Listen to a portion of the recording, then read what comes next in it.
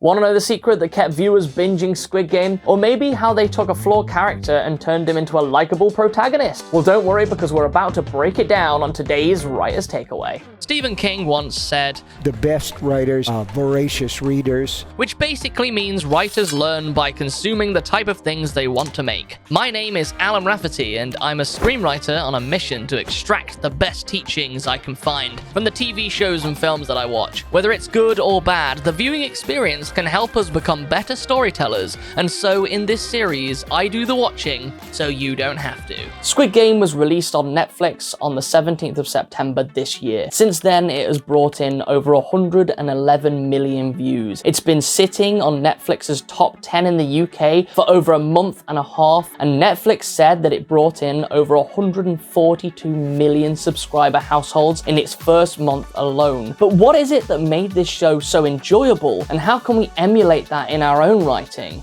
Well, I have broken it down in these top 5 learnings that I had from watching the Squid Game pilot episode. Number 1. Setting up characters. The story of Squid Game follows down-and-out loser Jiyeon, who suffers with a gambling addiction and will soon be losing any chance of custody of his daughter. These flaws could have made us dislike the main character, but they don't because of the way that the story is structured to help us empathize with him before the main story begins. Our first impression of Jiyeon is that he relies on his mother and her money. This initial interaction is questionable, and so it takes a few more scenes to get us to connect with him properly. Though we're aware of his good intentions to get something for his daughter, it's going to take a little bit more than that to endear us to the character, and that is why in the next scene we see him struggling to figure out what the pin is for the credit card while being goaded, and this makes for quite a humorous moment. And it's comical moments like these that can help get us closer to the character. In the world of comedy, there are 8 different archetypes. The lovable loser, the logical smart one, the neurotic one, the dumb one, the bitch bastard, the materialistic one, the womanizer, manizer, and the one in their own universe. Each of these come with their own way of making people laugh, and I would suggest picking up a copy of Scott Sedita's book to get further research on it, or alternatively you could drop in the comments if you're interested, and if enough people are interested then I'll happily make a video just on that. While you might not be writing a comedy, this is a skill I suggest you get good at, because a little bit of humor can make even the darkest story digestible to a mainstream audience, which is exactly what Squid Game has done here. In this example, having someone goad Jiyeon as he tries to guess his mother's passcode makes something that could have been quite serious a lot more forgivable, though it isn't just humor which makes us like Jiyeon. Further scenes reveal how much Jiyeon wants to be a father, and he's doing it the only way he knows how, gambling to get her materialistic things. By showing us all angles of Jiyeon's life, that he is a father, that he struggles with his gambling addiction, and that loan sharks are after him, making him desperate, all work together to give us a fully rounded picture of who he is. There's a reason why we didn't start with this guy being chased. We started with seeing this guy's family and who this guy is, and then they pulled these guys in. It's all layered quite well. If that isn't enough, we're also given one of the most literal save the cat moments I have ever seen. A save the cat moment is something coined by the late Blake Snyder. He said, the hero has to do something when we meet them so that we like them and want them to win. For example, we see them save a cat, hence the name of Blake Snyder's book. In this, we actually see Jiyeon feed a starving cat. He saw a starving cat, he gave the cat food. We like him because of this.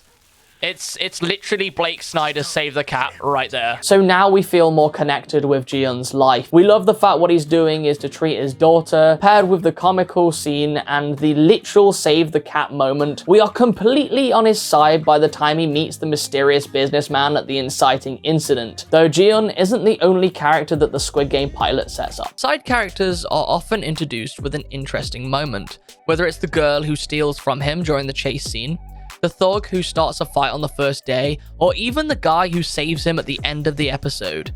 These leave a lasting impression and hint towards the type of person these characters are. Even Jiyeon's best friend Sang-woo, who is introduced before we even meet him properly, is intriguing from the moment he's on screen because we know that he's been lying about his perfect life. One of these guys are gonna get it, I'm telling you. I'm putting it down, they're focusing too much on them. I feel like they need to set up some kind of small connection with the person that's going so that we feel the impact. It's important to consider your character's first moment and try and come up with something which hints at the type of person that they are. It doesn't have to be everything, it just needs to hint, and with that you're gonna get more information across. Number 2, creative exposition. One of the greatest mistakes of the new screenwriter is not knowing how to deliver exposition properly. So how does Squid Game deal with this intricate problem? The first moment I picked up on this was the scene when Jiyeon met with his daughter. She casually dropped her stepfather into conversation, which spoke volumes about Jiyeon's current situation. Though the most creative use of exposition was the introduction of the mysterious businessman who tells Jiyeon everything he knows about him. This works as part of the plot because it generates intrigue as to how the man knows these things, but it also informs us, the audience, about our protagonist. The same technique is later used to introduce some of the main players in the show. I once watched an interview with director Ridley Scott about his film Alien. He said that they'd come up with this big backstory and world, and they'd made the clever decision to not even reference it and pretend that the audience already knew what the background information was. This way they were focusing more so on the story and less so on pointing out things about the world. Try this. Imagine you're writing a story about a person who is going through a divorce. Now write a scene with the intention of getting across the information that this person is going through a divorce. Have them talking to a sibling, but your number one rule is you are not allowed to say the thing, i.e. you're not allowed to say, "Oh, I'm going through a divorce." Try and figure out an alternative method. Get quite creative with this, and once you've written this scene, then go and show someone that you trust and ask them what information they got from reading your scene. If they got it, then you are on the money. If not, don't worry. Ask them what kind of a thing might have helped them understand the information you were trying to get across, and then just try another wave of the scene. This way you'll get used to delivering exposition without relying very heavily on saying the thing out loud. It's all about the showing and not about the telling. If you want a main video about exposition, then let me know in the comments and I'll see what I can do. Number 3, a clever catalyst. In Blake Snyder's beat sheet, he describes the inciting incident as a catalyst, something that causes your character to question the world that you've already set up for them and leads into a debate, which will eventually have them make the choice to enter the Act 2 world. Squid Game did the catalyst in a very clever way. This came when Jiyeon met the mysterious businessman, who offered to solve his short-term problem of having no money if they played a game. He even allowed him to exchange pain instead of money if he lost. This introduced us to the concept of a character putting themselves on the line in order to earn money.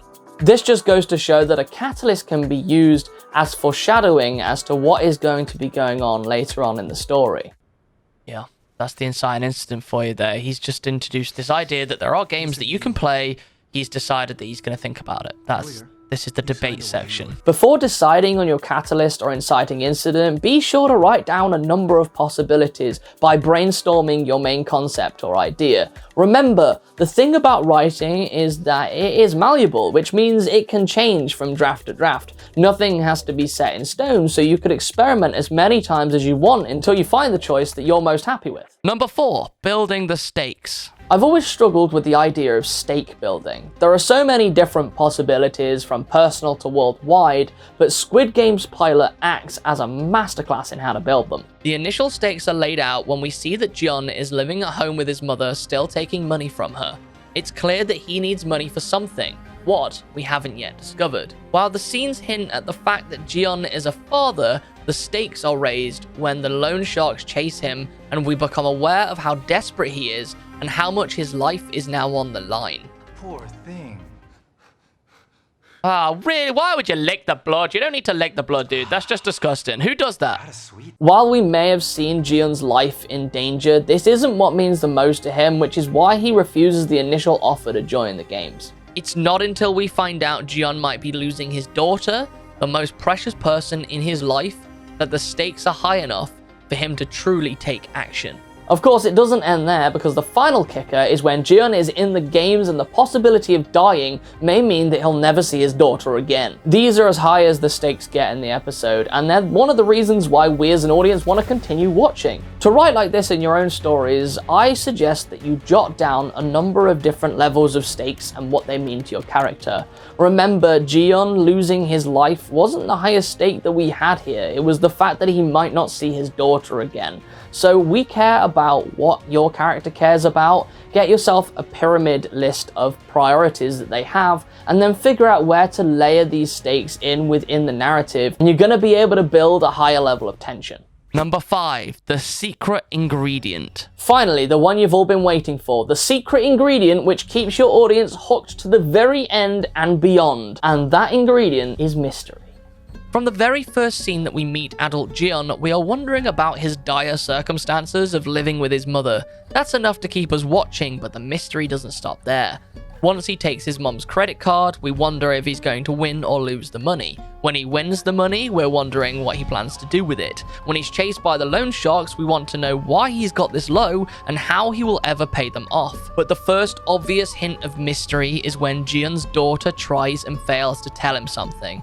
It's that moment which he so haphazardly ignores which leaves us wondering why she said that. The answer isn't given to us until the biggest question of the episode is revealed, and that is, who is this mysterious businessman, and what are the games that he wants Jiun to join? Now, when we are invested in something else, only then do we find out the daughter was hiding the fact that her mom wants them to move away. You see, it's the interweaving of these questions and answers which is gonna keep your audience coming back. The small questions can only be answered when they've been replaced by one or two more questions. We need these small answers to keep our audience from getting annoyed. These little victories will keep them satisfied and invested. Learn to always have your audience intrigued by one or two small mysteries while the big mystery is going on, and you will be able to keep your audience watching for longer. The first episode of Squid Game has so many little details that I noticed in my initial viewing, which you can check out right here, by the way. Also, don't forget to let me know your top 5 learnings from watching the Squid Game pilot episode, and together we can become better storytellers.